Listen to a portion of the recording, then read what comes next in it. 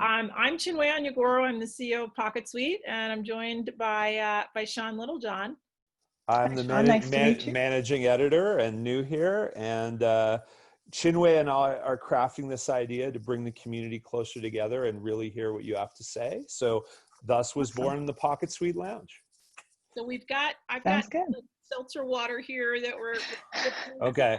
I'm going to be honest. I'm two-fisting. I have the seltzer water and the coffee. So Lots of energy for you, huh? absolutely. So we thought there was no better time to bring the community together start kicking off with really successful pros who have figured out a lot of things. Working for yourself, building a great life, and are now finding your way through where we are right now. And so we'd love for you to share with us just kind of what your experience has been. And we are hoping to extend and share this information and your story with others who are trying to find their way through it and people who are just starting out down this same path. And it's a whole new world. Okay. Yeah. True. Just to give you a feel for what we've seen at the macro level across the country, across different industries, when March 14th came, we're based in San Francisco, our headquarters are in San Francisco. We saw some really kind of funky things. We saw those who typically do in-person sessions. So we saw beauty, we saw pet professionals, we saw fitness and health and wellness. We saw them take a nosedive because they had to close their locations, their Right. We saw at the same time life coaches and tutors and therapists really kind of taking a serious uptick, in part because many of them were already online, in part because it was a pretty easy transition online. Right. And their clients were happy to make the transition. Fast forward by mid-April, when there was talk of counties starting to reopen, we started to see everyone kind of going right back up. Some people getting out ahead of their counties in some cases. And we started to hear talk about what that new normal might look like. And a lot of feedback from our pros that some of the things that they did and explored and experimented with during this time are likely going to be here to stay for their business. So we'd just love to hear what your experience has been. Okay, well, great.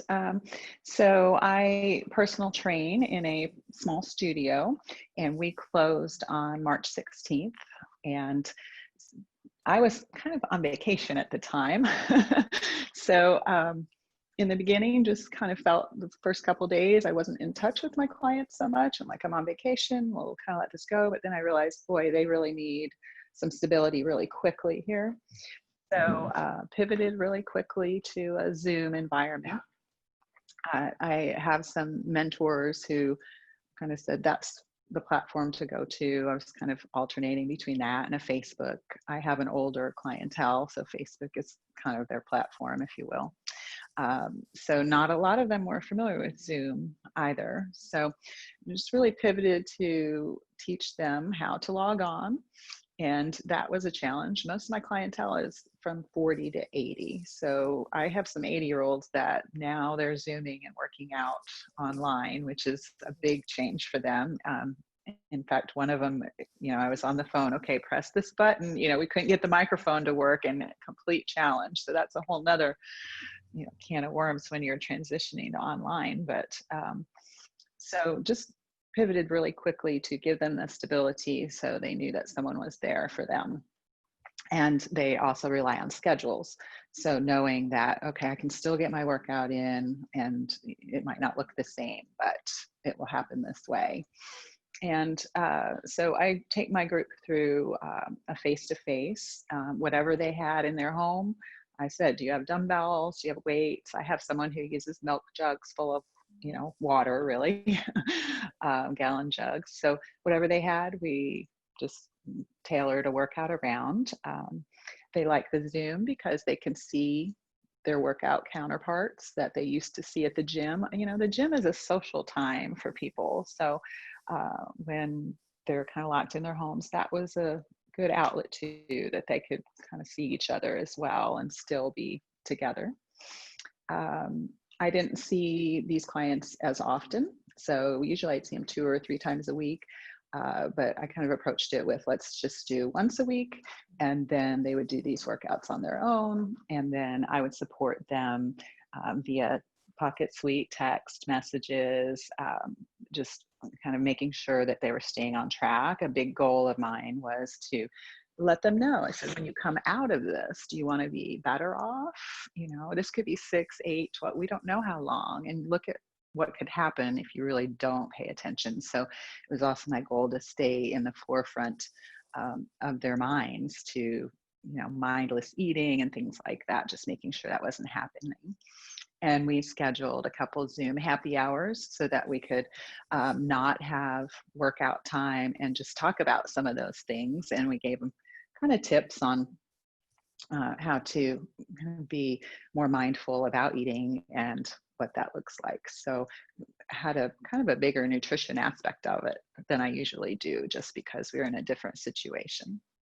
So that transition was helpful. It was helpful that it happened very quickly. Now I'm in the state of Texas where we're going back very quickly.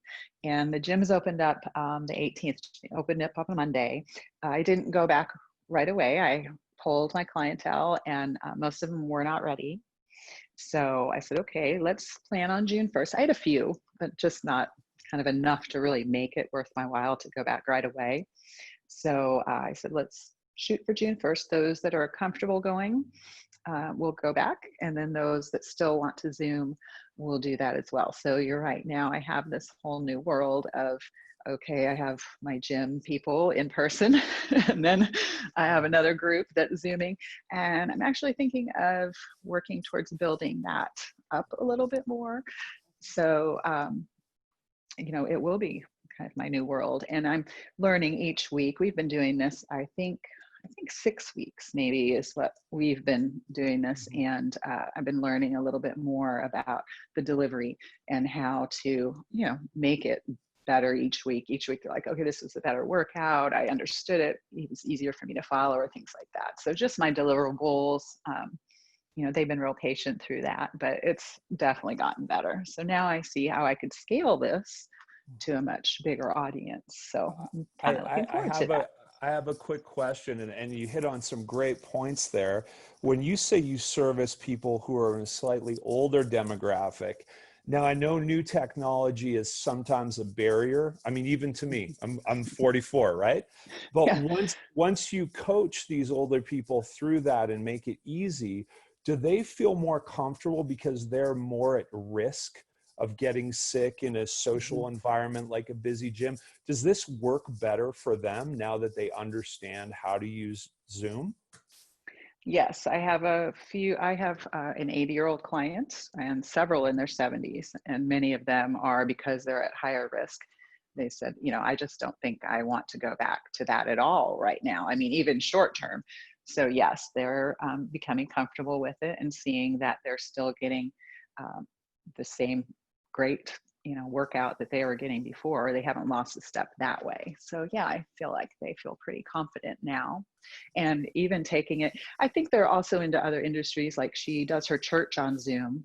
Oh, wow. And she said, I wouldn't have even done that if you hadn't gotten me on there. But so that's how church is happening for her and some things like that. She's actually turning 80 and we're going to do a birthday party for her on Zoom. So, because her friends don't want to come out to see her. So it's been a good transition for them. Not without their challenges learning it. There's a little learning curve, but once they get it, it's pretty easy. So Heidi, just 2 questions for you. Mm-hmm. The demographic that you focus on is a very specific demographic. What inspired you to focus on folks that were kind of 40 and up? So I co-owned a gym for 7 years, and then we decided to go out on our own, and that was primarily who I attracted. It was that group. I'm 52, so I'm older, and I just have the patience to work with that demographic. Myself being that, I think I serve as an inspiration. I changed my life. I was overweight by 100 pounds, lost that weight. And so just being inspirational in that manner. And that's the group I attracted. So when I was trying to find my business name, I read somewhere they said, just say what you are. Don't make it what you aren't.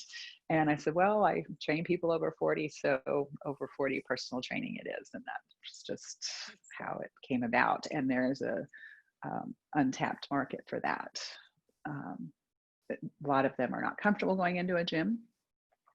They don't have to go into a gym now, but they're not comfortable even. Maybe they haven't exercised in their whole life, but are finding now it's so very, very important. So. And how is the workout different for this demographic? Is it, I imagine it's not super high impact. It's right. Well, I'm usually the focus in the beginning is undoing years of repetitive motion or postural tendencies or just lack, inactivity. So that usually by the time you get to the age 40 results in pains and aches in the bodies. So usually when people come to me, they say, I can't exercise because my knees are bad and I can't do this and my back hurts. And usually I say, well, if you give it some time and we strengthen those muscles, you will be in less pain. Just give me about 6 to 8 weeks. And yeah, everyone's like, oh, my back doesn't hurt anymore. And so it's just kind of, then they're sold. Sold on exercise, sold on strength training, sold on how important it is and how it'll make you feel better. So I had another quick question. So my Mhm. gym just started up beginning of this week. I've been in twice a day, every day. I had a great encounter with an older gentleman who's a 75-year-old Vietnam vet who was in as good shape as me. So he'd been consistent his entire life. I guess my question is, as a trainer, how do you stay inspired without the physical contact or being in the same room with your clients? How do you keep the energy and enthusiasm and the pump up? Because I see that with the lovely young lady who owns a gym here. It's a struggle. It's easier in person. So Okay. yeah. Yes. The communication, well, we have, when we first get on to the call, because you're speaking virtually, when we first get on to the call, we have a little sharing session of, did we work out that week? How many workouts did we get in? What did our eating look like? And it may be a group of 5 or 6 of them sharing this, just like we kind of would have throughout our workout in the gym. But and then what tripped them up, what's been challenging, and then I'm not a big kind of rah person, so there's wonderful instructors that are, but that's not me. I'm more of a softer, caring touch, and so we just have those discussions in the beginnings to connect, and then throughout the workout we'll just talk some more about what why aren't they motivated, or why just what the pitfalls are and what we can do to problem solve through those. Okay. Yeah. Thanks. And this is, I'll just sort of, this will be the last question on the practice itself, but I'm fascinated. I'm 41 and definitely feeling some of the aches and pains, and Okay. so I've definitely got all sorts of battle scars. But I wonder, and I did have a personal trainer that I worked with virtually before COVID, Okay. and I was always amazed because they always knew when I was doing something wrong, and I was like, how can you even see that? I had my phone propped up on something, and I'm like, how are you even seeing that? I'm like half-assing this, excuse the expression here, but are you able to get the kind of angles to be able to see kind of where people are, maybe twisting, bending, or what have you, and to kind of help them course correct? Absolutely. Yes. I have a couple that they have their own home gym, and I've been Zooming with them. And even this just last session, she was, cross body pull, and it was too heavy for her, I could tell. And she was really struggling, and yeah, you can just see it immediately. It just doesn't look smooth. And even the connection wasn't even, it was kind of cutting in and out. And I said, you need to stop. We need to make that lighter. So yeah. And kind of to go back to your previous one about how is it different with, an aging population. In the end, it doesn't differ. It's just getting them to a strength position. So it's really, starting with lighter weights and bands and things like that if they've been inactive to begin with.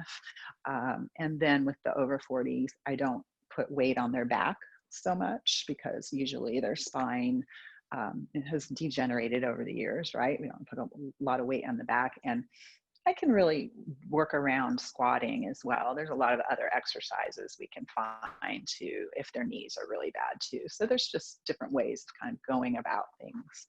Okay. And then, yes, then you're working around hip replacements. And then there's a whole nother aspect of that you have to work around too. So. So by the way, I just love your calm vibe. So I'm feeling Thank you. super That's the yoga background, I guess. So just there are a lot of trainers that have not had the same level of I think success through this period. They've lost clients, and they've also lost the connection to be able to see folks through this. Any advice that you have for them just on how they might want to think about it on the road ahead? I would say just reach out, keep reaching out, keep following up. That's the most important part, is just showing that you care, that you're there for them. I do have clients that, they aren't Zooming right now, and I just keep reaching out once a week and just saying, I'm here for you. If you decide later, if you want to try one, or if you just, need a break right now, that's okay too, but just stay focused with them. Also, a newsletter. I do a newsletter every month, so that can give them kind of tips and at-home things, and just show you as the concerned person that you are for their health, because that's really why we all do this. We're doing it to help other people. So just keep in the forefront of their minds via newsletter, via your Instagram or Facebooks or whatever your postings are, and reach out, because while we're all isolated, we have all of this time. We're all still very busy, and it's hard to connect with everyone. So I just kind of have a list of everybody I'm not seeing on Zoom, and go through that once a week just to reach out and to make sure they're okay. Wow, once a week, that's amazing. Yeah, that's great. I had a quick question about sort of the unexpected parts of the job when, say, an aspiring or a new person is entering this profession. Again, my personal experience, having just joined this CrossFit gym, I was in there and I realized that personal trainers, and this is a nice segue for what we just did, which was interview therapists, there is some crossover. I was seeing these clients sort of lean on their personal trainer for relationship advice, emotional advice, just to unburden themselves with their daily problems. So when we're talking about what to expect if you're becoming a trainer, does there some overlap there? Oh, huge. Okay. And I have some clients say I'm cheaper than a therapist. Oh, you're kidding. That's why they come to me. No. And I've had some that, in fact, maybe it was yesterday, she texted and said, I can't get on the Zoom, but I'm missing people. So when is your next one? So, definitely, they share everything, and that's what I'm there for too, is to unload some of their stress and to help them walk through that, because so many times when a trainer is involved in their eating habits, and so much of that is embroiled around how their psyche is. Are they eating to relieve something? Are they eating because they're stressed? Are they eating because they're unhappy? There's whole reasons, because most people are coming to a trainer not only for the fitness part, because they want to lose some weight or things like that. So you really are having to delve into more of what's going on in their life and causing these things. So does that cause any additional burden on you at the end of a workday? No, I don't. No, I don't tend to take on what their burdens are. I just try to help them with that, right? And realize that, I can only give what I know, and I can only teach what I know, but I can try and offer help in that way. sometimes, I've had to refer people that, your problems are somewhat bigger than what I can maybe help you with. So, a real professional, a psyche professional. How's that? So just picking up on Sean, your comment about people who are aspiring down this profession and really thinking about personal training. And do you have any advice for folks who are just starting out about resources they should really look into that are accessible, that helped you along the way? I would say definitely, make sure you're certified. Okay. Lots of people want to call themselves trainers because they know their way around the gym, or they've helped their friend lose weight. But there's so many things that people come to you with physically that you have to work around and you have to know. And so that's first and foremost, is get your education, and then continuing education is super important. So just continuing to learn, because you can't learn it all just in your little certification class, right? That's why I feel like my yoga certification has kind of helped me as well, a lot with the having to work around people's injuries and ailments.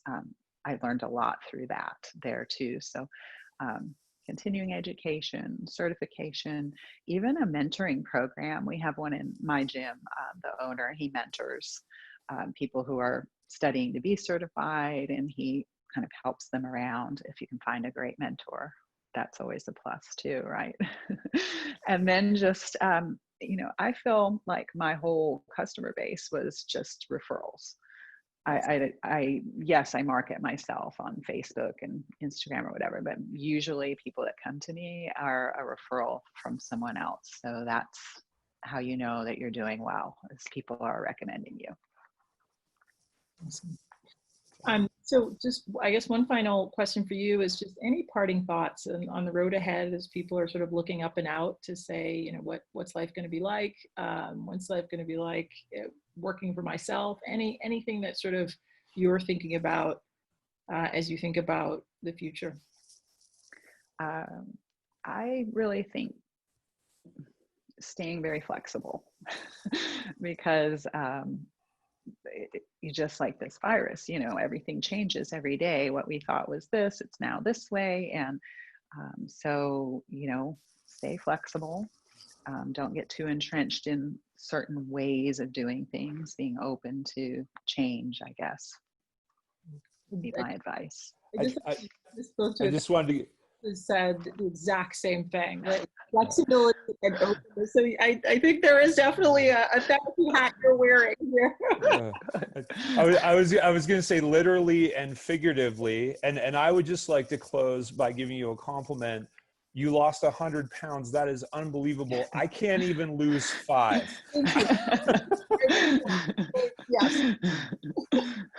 Thank you. Yes.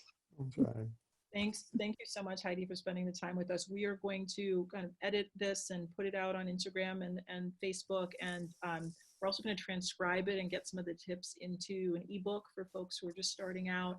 So this is more soon on the PocketSuite Lounge. Awesome. I look forward to seeing it. It was fun. I love your product too. It's been great. I've been using it for about 3 years. And awesome. Thank you.